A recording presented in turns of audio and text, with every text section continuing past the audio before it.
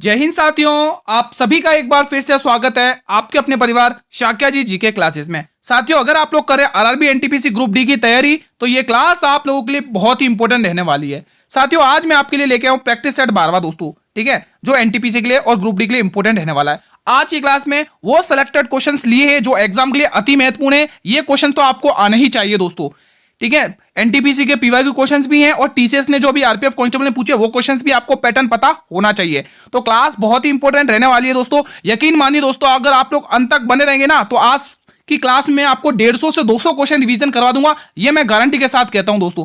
आप लोग मुझे 15 से 20 मिनट सुन लो सिर्फ और क्वेश्चन को ध्यान से पढ़ लो तो पूरा रिवीजन होगा, फुल रिवीजन होगा जीके जेस का, गारंटी के साथ कह रहा हूं, ठीक है। क्लास में जो क्वेश्चंस रहेंगे दोनों ही लैंग्वेज में देखने को मिलेंगे, इंग्लिश और हिंदी का, ठीक है। और अब एग्जाम की डेट मई में निश्चित की जा रही है दोस्तों। अभी से पढ़ना स्टार्ट कर दो, सिलेक्शन आपको मिलेगा। चलिए क्वेश्चन क्लास स्टार्ट करते हैं। पहला क्वेश्चन आपकी स्क्रीन पर है दोस्तों, बताइए। हो चुका है रण आगाज का, युग बदलने की तैयारी है, जीत उसी की होगी जिसका संघर्ष से जारी। पहला क्वेश्चन आपकी स्क्रीन पर है। मौर्य साम्राज्य की निम्न में से सबसे छोटी प्रशासनिक इकाई क्या थी? आरपीएफ कांस्टेबल में पूछा गया क्वेश्चन है दोस्तों, ठीक है। इंग्लिश में लिखा हुआ है, बस आप पढ़ते रहिए, ठीक है। अब आप ध्यान से सुनिएगा साथियों। मौर्य साम्राज्य की बात करें तो मौर्य साम्राज्य की अगर बात करें 322 बीसी से लेकर 185 बीसी तक रहता है, ये आपको ध्यान में रखना है। उसमें दोस्तों इसकी संस्थापक की बात करें तो चंद्रगुप्त मौर्य हैं दोस्तों, जो 322 से लेकर 298 बीसी तक रहते हैं दोस्तों। चंद्रगुप्त मौर्य की बात करें, इन्हें भारत का मुक्तिदाता कहा जाता है, ठीक है। इनके प्रधानमंत्री कौन थे? आचार्य चाणक्य, जिनको भारत का मेकियावेली कहा जाता है, विष्णुगुप्त कहा जाता है, ठीक है। चंद्रगुप्त मौर्य के दरबार में एंड्रोकोट्स और सेंड्रोकोट्स दो दरबारी आए थे दोस्तों, ये भी ध्यान रखना दोस्तों, एग्जाम में बहुत पूछा जाता है दोस्तों, ठीक है। और मैं चंद्रगुप्त मौर्य की बात करूं दोस्तों तो इनका युद्ध 305 में दोस्तों सेल्यूकस निकेटर से होता है दोस्तों। किससे? सेल्यूकस निकेटर से। ये युद्ध सेल्यूकस निकेटर हार जाता है। अब हार जाता है तो ये क्या करता है सेल्यूकस निकेटर? चंद्रगुप्त मौर्य को 4 प्रांत दहेज में देता है। कौन कौन से?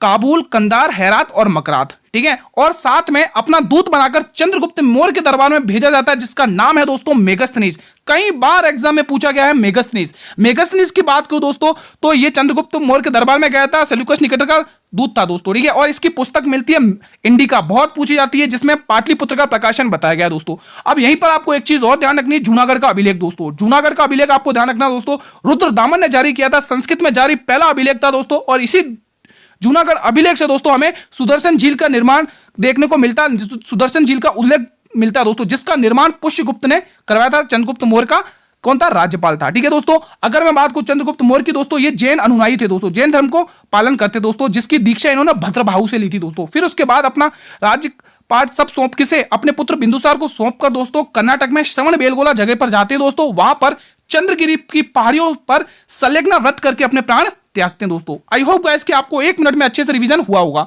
मैं कह रहा हूं आप लोग एक बार मुझे सुन लो बस अच्छे से। इसका अर्थ क्या होगा? गांव होगा दोस्तों, ठीक है। 1 मिनट आप लोग बस मुझे डेली सुनते रहो, आपका रिवीजन हो जाएगा, ये गारंटी के साथ कह रहा हूं।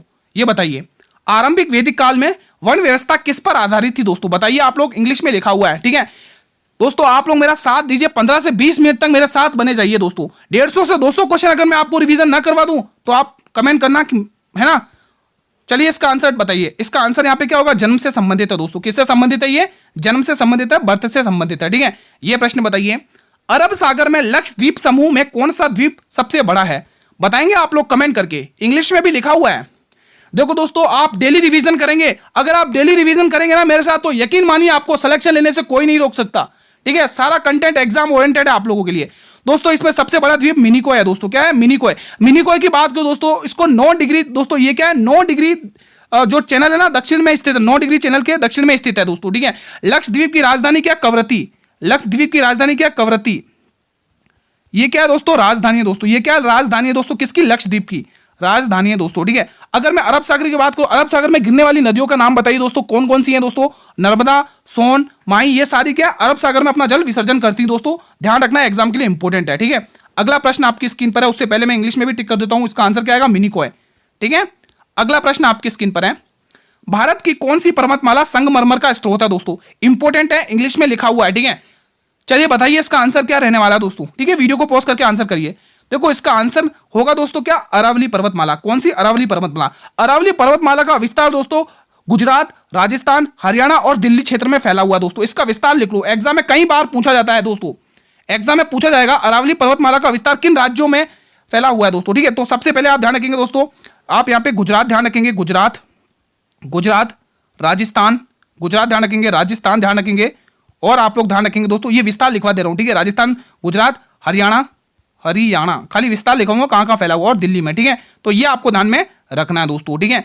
और अब दोस्तों ये संगमरमर का क्यों स्रोत है, क्योंकि राजस्थान में दोस्तों आपने वो जगह सुनी होगी दोस्तों, कौन सी, मकराना, मकराना ये एक खनन क्षेत्र है दोस्तों, यहां से दोस्तों संगमरमर देखने को मिलती है, जिसका निर्माण दोस्तों जब ताजमहल हुआ था वहां उसमें यूज किया गया था संगमरमर का, ठीक है। और किशनगढ़ खनन क्षेत्र और है राजस्थान में दोस्तों, ठीक है।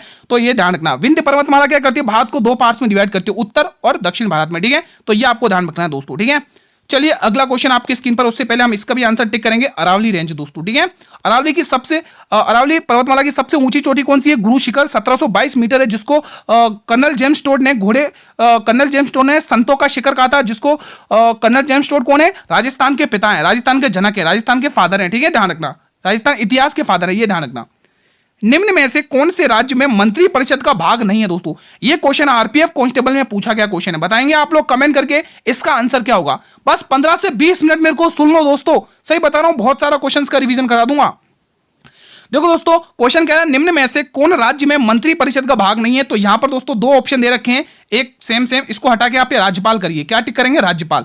और हमारे प्रश्न का जो आंसर भी होगा वही राज्यपाल होगा, क्या होगा, राज्यपाल ही आंसर होगा दोस्तों, हमारे प्रश्न का जो आंसर होगा वो राज्यपाल ही होगा, ऑप्शन नंबर डी, ठीक है। तो कैबिनेट मंत्री की बात करूं दोस्तों, तो आर्टिकल 163 के तहत मंत्री परिषद दोस्तों, आर्टिकल 163 के तहत मतलब कि राष्ट्रपति को सलाह देने के लिए, सॉरी राष्ट्रपति, राज्यपाल को सलाह देने के लिए मंत्री परिषद का गठन किया जाता है, जिसका प्रमुख कौन होता है, मुख्यमंत्री होता है दोस्तों, ठीक है, ये आपको ध्यान रखना है। वहीं आर्टिकल 164 के तहत मुख्यमंत्री की नियुक्ति होती है दोस्तों, ठीक है, मुख्यमंत्री की नियुक्ति होती है दोस्तों। और 165 में क्या दोस्तों बताइए, 165 में क्या दोस्तों, कमेंट करके बताइए दोस्तों, महाधिवक्ता है दोस्तों, है ना, जो कि राज्य सरकार का वकील होता है दोस्तों, जिसकी स्थापना जिसकी नियुक्ति कौन करता है, राष्ट्रपति करता है, और वही उसको त्यागपत्र देगा दोस्तों, और वही मतलब कि जो भी कार्य रहेंगे वो उसी के अकॉर्डिंग होंगे, ठीक है। तो ये ध्यान रखना। चलिए इसका भी आंसर आप टिक कर लीजिए, क्या रहेगा दोस्तों, यहां पर भी गवर्नर टिक कर लो, गवर्नर, ठीक है। अगला क्वेश्चन आपके स्क्रीन पर है, आंसर यही रहेगा, गवर्नर। चलिए ये प्रश्न बताइए आप लोग, अनुच्छेद 45 को निम्न में से किस संवैधानिक संशोधन अधिनियम द्वारा संशोधित किया जा सकता है। वेरी इंपॉर्टेंट क्वेश्चन है दोस्तों, आप लोग कमेंट करके बताएंगे दोस्तों, वेरी इंपॉर्टेंट क्वेश्चन है। इसका इंग्लिश में भी देख लीजिए, लिखा हुआ है, इंग्लिश में भी आप देख सकते हैं, ये लिखा हुआ है इंग्लिश में भी दोस्तों, ठीक है। बताएंगे इसका आंसर क्या होगा, बताइए दोस्तों, वेरी इंपॉर्टेंट क्वेश्चन है ये। तो बिल्कुल यहां से आप लोग टिक करेंगे 86वां संशोधन 2002, 86वां संशोधन 2002। इसी के तहत दोस्तों आप ध्यान रखना 6 से 14 वर्ष के उम्र के लिए बच्चों के लिए शिक्षा अनिवार्य कर दी गई थी, और आर्टिकल 21A को इसी के संशोधन के तहत जोड़ा गया था, जो कि शिक्षा का अधिकार था, ठीक है। 42वां संशोधन इंपॉर्टेंट है दोस्तों 1976, क्यों इंपॉर्टेंट, क्योंकि दोस्तों इसमें प्रस्तावना में दोस्तों समाजवादी, धर्मनिरपेक्ष, एकता एवं अखंडता जैसे शब्दों को जोड़ा गया था। 42वें संशोधन को ही लघु संविधान कहा जाता है, मिनी कॉन्स्टिट्यूशन कहा जाता है दोस्तों। तो ये सारे फैक्ट इंपॉर्टेंट है। 44वां इंपॉर्टेंट है क्योंकि संपत्ति के अधिकार को हटाकर लीगल राइट्स में बदल दिया गया था, ये भी ध्यान रखना है। 73वां संशोधन इंपॉर्टेंट है दोस्तों, 11वीं अनुसूची को जोड़ा गया था दोस्तों, ठीक है। तो ये, और 74वां नगर पालिका यानी कि 12वीं अनुसूची को जोड़ा गया था, और जो 11वीं अनुसूची थी वो पंचायत राज से संबंधित है, और पंचायत राज का गठन दोस्तों आर्टिकल 40 के तहत होता है, और क्रियाकलाप अनुच्छेद कौन सा, 243 के है दोस्तों, ठीक है। और ठीक है, ये सारे ध्यान रखना, आगे और भी पढ़ेंगे अपन। तो यहां पर आंसर आएगा ऑप्शन नंबर डी। बस आप लोग मुझे 15 से 20 मिनट सुन लो दोस्तों, अगर इसके बारे में बात कर लूँ 45 के तहत, ठीक है। 86वां संशोधन आप देख सकते हैं, जिसे शिक्षा का अधिकार अनुच्छेद 45 को, जो मैंने बताया वही चीज लिखी हुई है आपके स्क्रीन पर, ठीक है, रिवीजन कर लेना, इंग्लिश में भी ये लिखा हुआ है। चलिए ये बताइए 2011 की जनगणना में भारत में पुरुष की साक्षरता दर क्या थी, आरपीएफ कांस्टेबल में पूछा था, और ये क्वेश्चन कितनी बार करवाया होगा मैंने, जो बच्चे मेरे से आरपीएफ कांस्टेबल में पढ़ रहे थे, ठीक है। तो 2011 की जनगणना के बारे में अगर आपको थोड़े से फैक्ट बताओ, ध्यान से सुनना, जो बेसिक फैक्ट। सबसे पहले आपको ध्यान रखना है, अनियमित जनगणना हुई थी 1872 में मेयो के समय, फिर नियमित जनगणना हुई थी 1821 में रिपन के समय, ठीक है। और ये किसके अधीन रहते हैं दोस्तों, गृह मंत्रालय के अधीन रहती है, ठीक है, ये आपको ध्यान में रखना है। और मैं अगर बात करूं ये कौन सी अनुसूची है, 7वीं अनुसूची, 246वां आर्टिकल ध्यान रखना है, ठीक है। अधिनियम 1948 का ध्यान रखना दोस्तों, ठीक है। संघ सूची का विषय ये भी ध्यान रखना है। 2011 की जनगणना आयुक्त कौन थे, बताइए दोस्तों, डीसी चंद्रमौली, ठीक है। और 2022 में कौन थे दोस्त, 2022 में कौन थे वर्तमान में भी, तो ध्यान रखना मृत्युंजय कुमार नारायण दोस्तों, ये आपको ध्यान में रखना है दोस्तों। और क्या ध्यान रखना है, बस ये बेसिक फैक्ट आपको ध्यान रखना। और अगर इसकी पुरुष साक्षरता, अगर दोस्तों 2011 की जनगणना की साक्षरता दर पूछे दोस्तों 74.04% है, साक्षरता दर कितनी है यहां पर लिख लो 74.04। अब इसमें से भी दोस्तों पुरुष की कितनी है दोस्तों, तो पुरुष की 82.14%, वहीं महिलाओं की है 6%। दोस्तों यहाँ पे मैं पुरुष और मेल और फीमेल की लिख देता हूँ, मेल क्योंकि ये इंपॉर्टेंट है इसलिए मैं लिख देता हूँ ताकि जो भी स्टूडेंट पीडीएफ से रिवीजन करेंगे उनका रिवीजन होता रहेगा। दोस्तों यहाँ पर लिखिए मेल की कितनी है 82.14% है, 82.14% है। वहीं फीमेल की कितनी है 65 एक बार सही से लिख लो इसको, यहाँ से लिखेंगे 65.46%। ठीक है, तो दोनों ही मैंने लिखवा दी। अगर आपको कुछ भी पूछ ले इन दोनों में से आंसर टिक करके आ जाना, गलत करने की तो कोई गुंजाइश ही नहीं है दोस्तों। ठीक है, बाकी इसके जो लिंगानुपात वगैरह वो हम आगे पढ़ते रहेंगे। ठीक है, निम्न में से कौन सा संस्थान वैश्वीकरण को बढ़ावा देता है दोस्तों, बताएंगे आप लोग कमेंट करके, बहुत ही इंपॉर्टेंट क्वेश्चन है दोस्तों। तो बिल्कुल वर्ल्ड ट्रेड ऑर्गेनाइजेशन यानी कि WTO कौन देता है वैश्वीकरण को, तो WTO। यूनेस्को की बात करें तो 16 नवंबर 1945 को इसकी स्थापना होती है, जिसका हेडक्वार्टर पेरिस में है दोस्तों, ध्यान रखना। ठीक है, चलिए अगला क्वेश्चन देख लेते हैं। भारत में अर्थव्यवस्था के किस क्षेत्र में सबसे अधिक बेरोजगारी है दोस्तों, कमेंट करके बताइए। ये लिखा हुआ है इंग्लिश वर्जन में, वीडियो को पॉज करिए, रोकिए वीडियो को और अच्छे से रिवीजन कर लीजिएगा। तो यहां पर कृषि क्षेत्र को दोस्तों है ना, कृषि क्षेत्र में अधिक बेरोजगारी दोस्तों, यहां पर भी टिक करेंगे एग्रीकल्चर। ठीक है, चलिए ये बताइए भारत में कौन सी एजेंसी पंचवर्षीय योजना तैयार करने के लिए जिम्मेदार है। अब इस बात को आपको ध्यान से पढ़ना है। ठीक है, एक एक पॉइंट को ध्यान से नोट करना है, ध्यान से सुनना है आप लोगों को, बस कुछ नहीं करना है, 15 से 20 मिनट मेरे को सुन लो आप ध्यान से। चलिए अब मैं आपको थोड़ा सा बता देता हूं। देखो पंचवर्षीय योजना की बात करें तो सबसे पहले ये किसके अधीन था, योजना आयोग के, और योजना आयोग की स्थापना लिख लीजिए, ये इंपॉर्टेंट है, इसकी स्थापना पूछी जाती है। स्थापना स्थापना स्थापना कब हुई थी दोस्तों, तो ध्यान रखना है दोस्तों, कब, 15 मार्च 1950 को, 1950 को इसकी स्थापना होती दोस्तों। ठीक है, अब दोस्तों उसके बाद दोस्तों इसको परिवर्तित कर दिया गया, इसको स्थापना, इसको योजना आयोग को परिवर्तित कब किया गया, नीति आयोग में परिवर्तित, थोड़ी सी हिंदी मिस्टेक हो सकती है, आप एडजस्ट कर लेना। इसको परिवर्तित किया था नीति आयोग, किसमें, नीति आयोग में, नीति आयोग। ठीक है, कब किया दोस्तों बताइए, 1 जनवरी 2015 में इसको परिवर्तित कर दिया गया था, जिसका हेड कौन होगा, प्रधानमंत्री होंगे दोस्तों। ठीक है, तो ये आप लोग ध्यान रखना। वित्त आयोग की बात करूं, आर्टिकल 280 ध्यान रखना है, इसका नेचर कैसा है, संवैधानिक यानी कॉन्स्टिट्यूशनल है दोस्तों। इसका स्ट्रक्चर क्या है, एक अध्यक्ष होगा, 4 अन्य सदस्य होंगे दोस्तों। ठीक है, ये ध्यान रखना। और इसका काम क्या रहता है, करों को बांटा यानी डिस्ट्रीब्यूशन ऑफ टैक्स, ये आपको ध्यान में रखना है दोस्तों। ठीक है, इसका कार्यालय 5 वर्ष का होता है दोस्तों। अब यहां से जो क्वेश्चन पूछेंगे वो ध्यान से सुनना। सबसे पहले दोस्तों इसका अध्यक्ष कौन थे वित्त आयोग के, है ना, 1951 में, तो ध्यान रखना दोस्तों कौन थे, केसी नियोगी। कौन थे दोस्तों, केसी नियोगी। दूसरे के संथानंद, तीसरे ए के चंदा, 10वें केसी पंत, 11वें एम खुसरो, 12वें सी रंगराजन, 13वें विजय केलकर। ठीक है, 12वें विजय केलकर थे, 13वें सी रंगराजन थे, 14वें कौन थे दोस्तों, YV रेड्डी, 15वें NK सिंह, 16वें वर्तमान में अरविंद पनगड़िया। तो सारे ध्यान रखने हैं आप लोगों को। ठीक है, रिजर्व बैंक की आपको बता चुका हूं, एक एक्ट आया था 1934 का, 1 अप्रैल 1935 को इसकी स्थापना हुई थी। जब इसकी स्थापना हुई थी दोस्तों तब इसका हेडक्वार्टर कलकत्ता था और ये निजी यानी प्राइवेट बैंक था।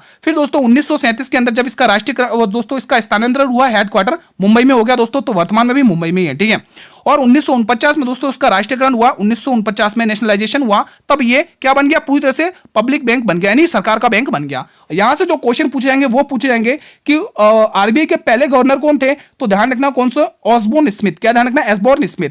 दूसरे कौन थे, सीडी देश, दूसरे कौन थे, जेम्स टेलर, और तीसरे कौन थे, वेरी इंपोर्टेंट है, सीडी देशमुख, जो हमारे भारत के थे। लेकिन क्वेश्चन ये पूछा जाएगा आप लोगों को कि 25वें कौन थे, शक्तिकांत दास। लेकिन इनकी जगह अभी वर्तमान में किसने लिए, 26वें गवर्नर बने संजय मल्होत्रा। ठीक है, तो ध्यान रखना, सारा इंपोर्टेंट फैक्ट है भाई साहब। तो यहां पर आप लोग क्या टिक करेंगे दोस्तों, बताइए, प्लानिंग कमीशन, है ना।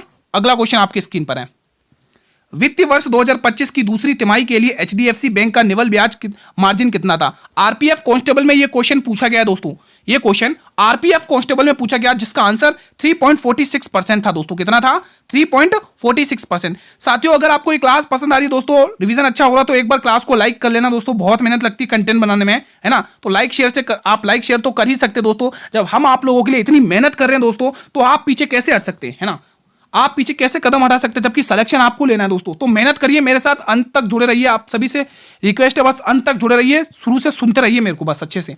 हाल में ही वंचित महिलाओं के लिए जी सफल पहल किसने लॉन्च की, करंट अफेयर का बहुत ही प्यारा सा क्वेश्चन है, बताएंगे आप लोग कमेंट करके। देखो दोस्तों पढ़ना अभी से स्टार्ट कर दो, मई में एग्जाम है भाई ग्रेजुएशन वालों के लिए, CBT 1 के लिए, ध्यान रखना है। ठीक है, NTPC की बात कर रहा हूं दोस्तों। यहां पर आंसर क्या आएगा, तो गुजरात आएगा दोस्तों। अब यहां के हम CM और हम यहाँ के CM हमें CM पता होना चाहिए और यहाँ के गवर्नर पता होना चाहिए। बताइए दोस्तों, गवर्नर बोले तो राज्यपाल, सीएम बोले तो मुख्यमंत्री। तो यहाँ के मुख्यमंत्री कौन है? भूपेंद्र पटेल। नाम लिखिए, नोट करिए, एग्जाम के लिए इंपोर्टेंट है, भूपेंद्र पटेल। भूपेंद्र पटेल की सरकार में दोस्तों जी सफल पहल को लॉन्च किया, भूपेंद्र पटेल, भूपेंद्र पटेल जी, ठीक है, ये आपको ध्यान में रखना है, ठीक है। और आप यहाँ के राज्यपाल कौन है दोस्तों, बताइए दोस्तों? आचार्य देवव्रत, यहां पे टिक करिए, आचार्य देवव्रत, आचार्य देवव्रत, आचार्य देवव्रत, आचार्य देवव्रत, आचार्य देवव्रत, ठीक है। चलिए इसका भी आंसर टिक कर लिए, गुजरात दोस्तों। गुजरात का अहमदाबाद और सूरत शहर किन नदियों के तट पर स्थित है, ये आप लोग कमेंट करेंगे दोस्तों। हाल में छत्रपति शिवाजी महाराज, महाराष्ट्र की शान छत्रपति शिवाजी महाराज 395वीं जयंती कब मनाई गई है दोस्तों, बताएंगे आप लोग कमेंट करके, ठीक है। इंग्लिश में आप देख सकते हैं लिखा हुआ है। अब एक मिनट निकाल के ध्यान से सुन लो भाई साहब। अगर छत्रपति शिवाजी महाराज की बात करें दोस्तों तो 1624 में इनका जन्म होता दोस्तों रायगढ़, और रायगढ़ के शिवनेर दुर्ग में, शिवनेर फोर्ट में, किसमें? शिवनेर दुर्ग में इनका जन्म होता दोस्तों। इनके संरक्षक कौन थे दोस्तों? इनके दादाजी कोंडदेव थे। कौन थे? कोंडदेव इनके संरक्षक थे, इनके दादाजी थे। इनके आध्यात्मिक गुरु कौन थे? रामनाथ। कौन थे? रामनाथ इनके आध्यात्मिक गुरु थे दोस्तों, ये आपको ध्यान में रखना दोस्तों, ठीक है। और 1656 में दोस्तों इन्होंने रायगढ़ को अपनी राजधानी बनाई थी, ये आपको ध्यान रखना है। एक क्वेश्चन पूछा जाता है कि शिवाजी महाराज का राज्याभिषेक दो तरीके से हुआ दोस्तों, ठीक है, दो तरीके से, 16 है ना, हाँ 1674 में हुआ था, रायगढ़ में हुआ था, रायगढ़ में, जिसको राजधानी 1656 में बनाई थी, ठीक है। तो ये ध्यान रखना है। तो इनका राज्याभिषेक दो तरीके से, एक तो दोस्तों आप ध्यान रखेंगे दोस्तों वैदिक विधि से। वैदिक विधि से किसने किया था बताइए कमेंट करके। और एक हुआ था तांत्रिक विधि से दोस्तों, जो निश्चलपुरी गोस्वामी ने कराया था तांत्रिक विधि से दोस्तों, ठीक है। वैदिक विधि से किसने इनका राज्याभिषेक करवाया था, ये मैं आपसे कमेंट बॉक्स में चाहता हूं दोस्तों, ठीक है। इनकी माताजी दोस्तों का नाम क्या दोस्तों बताइए? जीजाबाई। क्या था दोस्तों? जीजाबाई दोस्तों, ठीक है। तो ये बेसिक फैक्ट है, आपको ये ध्यान में रखना दोस्तों, एग्जाम में बहुत पूछा जाता है दोस्तों, ठीक है। तो यहां पर आप टिक करेंगे तो 19 फरवरी को इनकी 395वीं जयंती मनाई गई है दोस्तों, ठीक है। तो यहां पर टिक करेंगे 19 फरवरी दोस्तों, ठीक है। ये बताइए दोस्तों निम्न में से कौन सा वाद्य यंत्र अनोखे लाल मिश्र द्वारा बजाया जाता है? कमेंट करके बताएंगे। वेरी इंपॉर्टेंट क्वेश्चन है दोस्तों, बताएंगे फिलहाल इसका आंसर क्या रहने वाला आप लोगों के लिए, बताइए दोस्तों। अगर मैं बात करूं इसका आंसर होगा कुछ तबला वादक। अब तबला वादक में आपको क्या ध्यान रखना है? तो सबसे पहले ध्यान रखना अल्लाह रखा खां, जाकिर हुसैन, किशन महाराज, गोदई महाराज, ठीक है। और आपका ध्यान लतीफ अहमद खां, ठीक है। और आपका ध्यान पंडित जसराज ध्यान रखेंगे, स्वप्न चौधरी ध्यान रखेंगे दोस्तों, ये सारे के सारे इंपॉर्टेंट हैं। जैसे शहनाई वादक में बिस्मिल्लाह खान आपको ध्यान रखना है, एग्जाम में बहुत पूछा जाता है दोस्तों, ठीक है। और अगर सरोद की बात करो अकबर अली खां, अमजद खां, अकबर अमजद खां, अकबर अली खां, ये सरोद वादक में ध्यान रखना, ठीक है। चलिए अगला क्वेश्चन देख लेते हैं, इसका भी एक बार टिक करेंगे यहाँ पे। तबला वादक, ये बताइए किस घराने में गायक गंडारवाणी और गोहरवाणी में गायन करते थे? बताइए किस घराने में गायक खंडारवाणी और गोहरवाणी में गायन करते हैं दोस्तों, कमेंट करके बताइए। इंग्लिश में भी लिखा हुआ आपके सामने, अगर आप चाहें इंग्लिश मीडियम के स्टूडेंट्स तो इंग्लिश मीडियम वाले भी पढ़ सकते हैं। तो ये किया गया दरभंगा घराने में दोस्तों, कौन से? दरभंगा घराने में, option number D will be the right. इसमें दोस्तों ध्रुपद शैली का उपयोग किया गया दोस्तों, ध्यान रखना, ठीक है। यहां पर दरभंगा घराना दोस्तों। ये बताइए आप लोग पद्म विभूषण कुमुदिनी लाखिया एक नृत्यांगना है दोस्तों, कहां की एक नृत्यांगना बताइए दोस्तों। इंग्लिश में भी लिखा हुआ आपके स्क्रीन पर, आप लोग कमेंट करिए इसका आंसर क्या रहने वाला है। साथियों मैं बात करूं इनका आंसर आएगा कथक दोस्तों। कथक यूपी का शास्त्रीय नृत्य है, यूपी का। उत्तर भारत का एकमात्र शास्त्रीय नृत्य कौन सा? कथक नृत्य दोस्तों। ओडिशा किसका है? ओडिसी किसका दोस्तों शास्त्रीय नृत्य बताइए? ओडिसी ओडिशा का है, ठीक है। मणिपुरी मणिपुर का है, भरतनाट्यम तमिलनाडु का है, ठीक है। तो अगर एकमात्र उत्तर भारत का शास्त्रीय नृत्य बोले तो आपको यूपी टिक करना है दोस्तों, ठीक है। अगर आपको ऐसा पूछे कि वो कौन सा स्टेट है जिसके दो शास्त्रीय नृत्य, दो क्लासिकल डांस है, कौन सा है वो? तो वो है केरल। कौन कौन से? कथकली और मोहिनी अट्टम, ठीक है। तो ये सारे फैक्ट आपको ध्यान में रखना है दोस्तों, ठीक है। तो यहां पर भी आप क्या टिक करोगे दोस्तों? कथक टिक करोगे दोस्तों, ठीक है। भरतनाट्यम को नया जीवन किसने दिया था दोस्तों? तो ध्यान रखना रुक्मणी देवी अरुंडा दोस्तों, ये आपको ध्यान में रखना है दोस्तों, ठीक है। भरत मुनि के नाट्य शास्त्र में भी उल्लेख मिलता है, और उल्लेख एक और मिलता है, एक दोस्तों ग्रंथ है शिल्पकादिराम, कुछ ऐसी मुंडोपनिषद एक ऐसा ग्रंथ है, वहां पर भी इसका उल्लेख देखने को मिलता है। भरतनाट्यम की एक प्रसिद्ध कलाकार पूछी जाती है अलार मेली, कुछ ऐसा नाम है, वो पूछा जाता है बहुत बार, ठीक है। टीसीएस का फेवरेट क्वेश्चन है। हड़प्पा में डैश रंग के बलुआ पत्थरों से बना एक पुरुष धड़ मिला था दोस्तों, बताइए हड़प्पा सभ्यता में दोस्तों अगर मैं बात करूं हड़प्पा सभ्यता की स्थापना 1921 में दयाराम साहनी ने सिंधु नदी के तट पर स्थापना की थी, जिसकी लोकेशन वर्तमान पाकिस्तान है, ठीक है। तो यहां से दोस्तों औजार देखने को मिले थे, मोहरें देखने को मिली थी, मूर्तियां देखने को मिली थी, आभूषण देखने को मिले थे, ठीक है। तो ये जो धड़ मिला था पुरुष का, वो किस रंग का था दोस्तों? तो ध्यान रखना दोस्तों, वो लाल बलुआ पत्थर का बना हुआ था, लाल बलुआ पत्थर का था दोस्तों, लाल बलुआ पत्थर का, ऑप्शन नंबर डी। ये बताइए भारतीय राष्ट्र कांग्रेस के पहले अधिवेशन का आयोजन भारत के किस वायसराय के समय दौरान किया गया था दोस्तों? अब आपको 1 मिनट निकाल के ध्यान से सुनना है। कांग्रेस की स्थापना की बात करें 28 दिसंबर 1885 में इसकी स्थापना होती है। इसकी स्थापना A.O. ह्यूम के द्वारा होती है।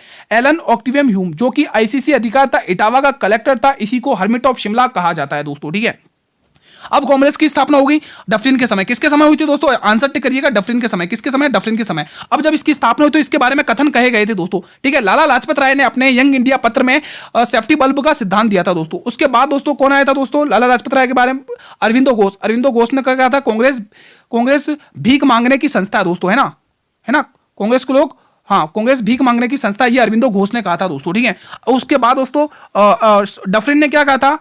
डफरिन में क्या कहा था दोस्तों? सूक्ष्मदर्शी अल्पसंख्यकों की संस्था है कांग्रेस। उसके बाद बंकिम चंद्र चटर्जी ने क्या कहा था दोस्तों? कांग्रेस के लोग पदों के भूखे हैं दोस्तों, ठीक है।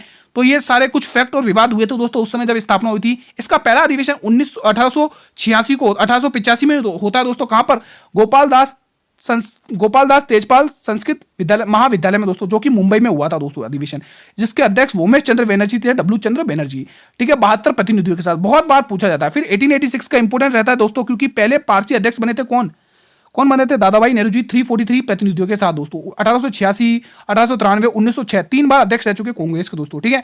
तो अपन ने 1885 पढ़ लिया, 86 पढ़ लिया, ठीक है, 1886 पढ़ लिया, 1887 और ध्यान रखना दोस्तों पहले दोस्तों वो बने थे मुस्लिम अध्यक्ष बने थे दोस्तों बहद्दीन तैयब, ठीक है, ये ध्यान रखना। फिर 1896 का अधिवेशन ध्यान रखना, कलकत्ता अधिवेशन। यहाँ पर दोस्तों रहमतुल्लाह सैनी की अध्यक्षता में रविन्द्रनाथ टैगोर ने वंदे मातरम गाया था, ये आपको ध्यान में रखना। फिर 1905 वाले भी इंपोर्टेंट है, वो आगे मैं पढ़ाता रहूंगा दोस्तों आप लोगों को, ठीक है। ये फैक्ट आपको ध्यान में रखना है दोस्तों। यहां पर आप लोग क्या टिक करेंगे? डफरिन के समय दोस्तों, ठीक है। बस आप लोग 15 से 20 मिनट सुन लो दोस्तों। आपका अगर आप ये क्लास को 2-3 बार देख लेंगे ना, जो भी कंटेंट में रिवीजन करवा रहा हूं आपका, अगर माइंड में सेट ना हो जाए तो कमेंट करना। ग्राम पंचायत का उल्लेख किस अनुच्छेद में? मैं ऑलरेडी बता चुका हूं।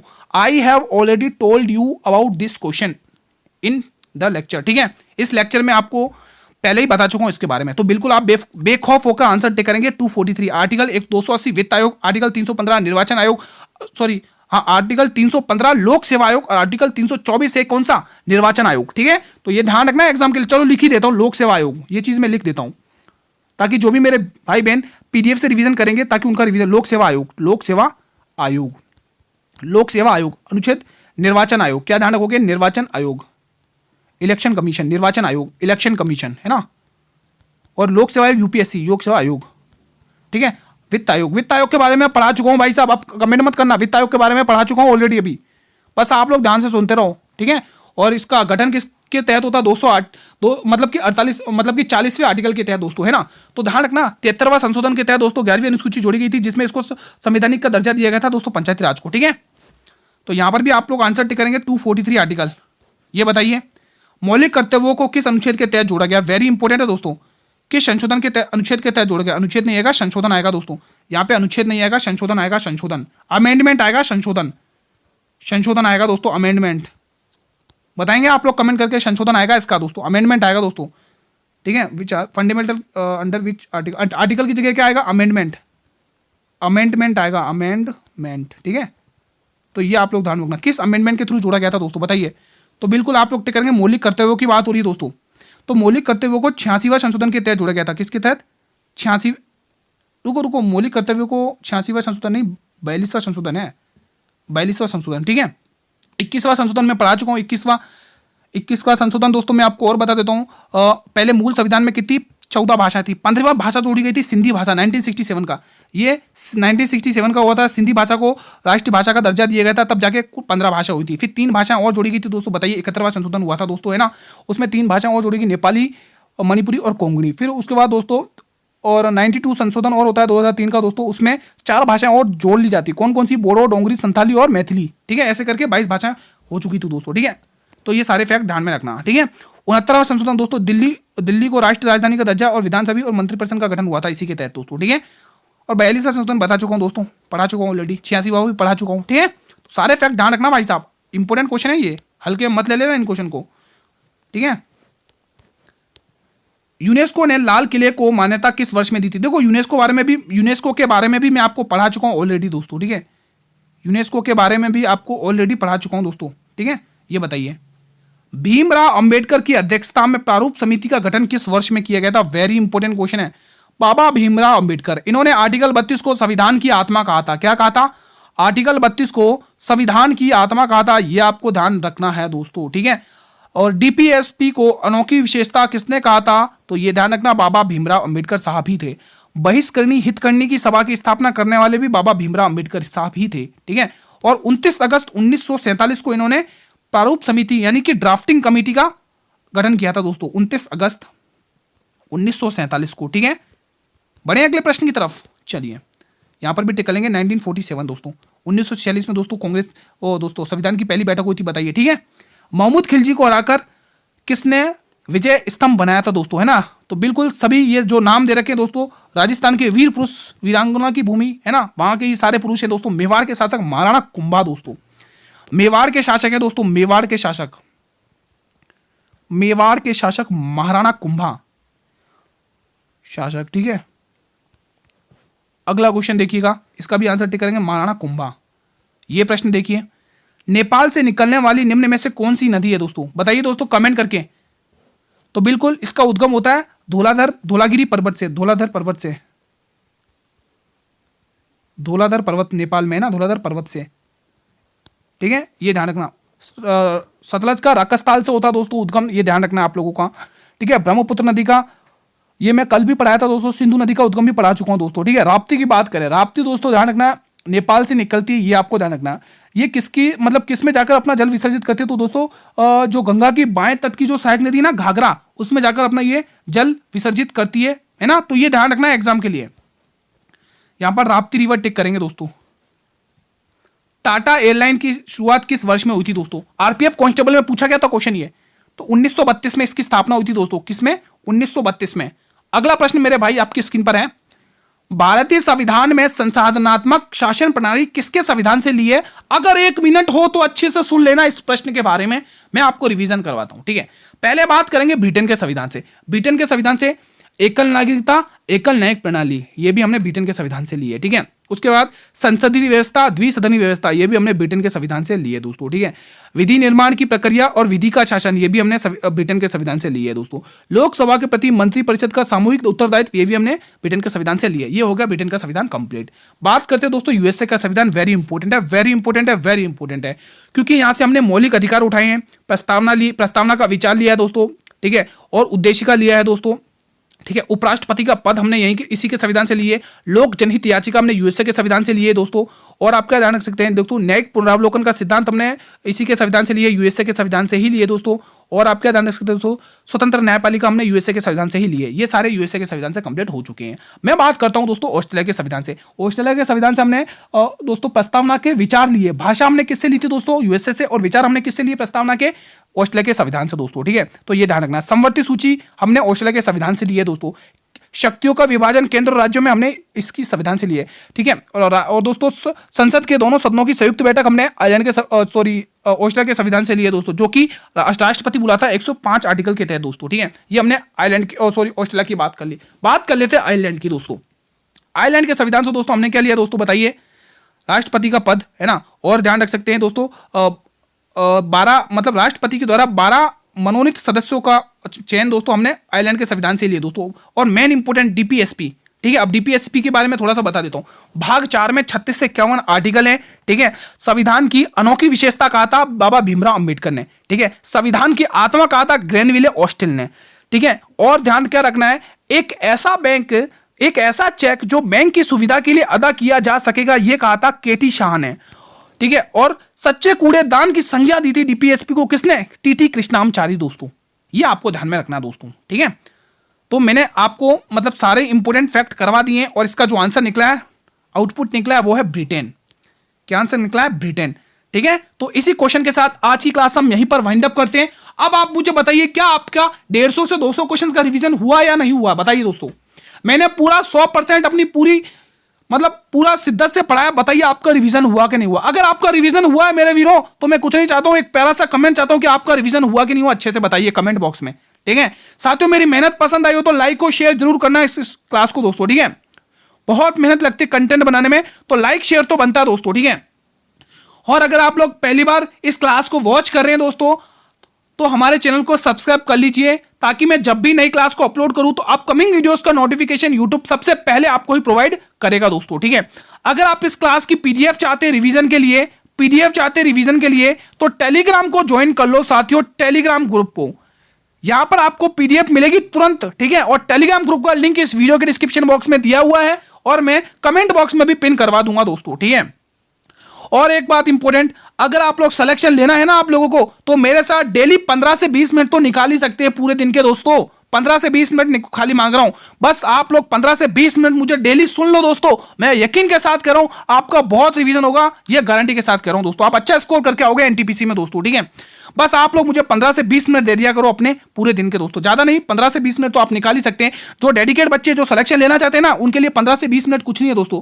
जिनका पढ़ने में ही मन नहीं है उनके लिए तो 15 मिनट भी भारी पड़ेंगे, है ना। तो आप यकीन मानिए 15 मिनट में आपको इतना क्वेश्चंस का रिवीजन हो रहा है, तो इससे बेस्ट क्या होगा आप लोगों के लिए, ठीक है। हम आपको आपके लिए पूरी मेहनत शिद्दत से साथ करें तो आप कदम अपना पीछे कैसे हटा सकते हैं, है ना। तो आप भी मेरे साथ डेली जुड़ेंगे और डेली स्टार्टिंग से एंड तक वॉच करेंगे दोस्तों। क्लास कैसी लगी कमेंट करना, ठीक है।